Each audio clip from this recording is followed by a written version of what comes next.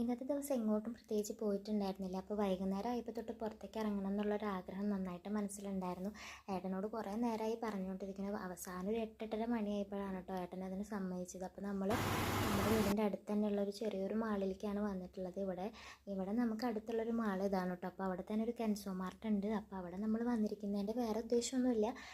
മോനിനി പൂനെയിലേക്ക് തിരിച്ചു പോയി കഴിഞ്ഞ് ഇവരുടെ ആർമി പബ്ലിക് സ്കൂളിൽ നമ്മൾ ചേർക്കാനായിട്ട് പോവുകയാണ്. അപ്പോൾ അവിടെ ചേർക്കുന്നതിന് മുമ്പുള്ള അഡ്മിഷനും ഫോമും കാര്യങ്ങളൊക്കെ നമ്മൾ ഫില്ല് ചെയ്ത് കൊടുത്തിട്ടാണ് നമ്മൾ ഇങ്ങോട്ട് വന്നിട്ടുണ്ടായിരുന്നത്. അപ്പോൾ ഇനി തിരിച്ചു പോകുമ്പോൾ അവനൊരു ഇൻ്റർവ്യൂ ഉണ്ടായിരിക്കും.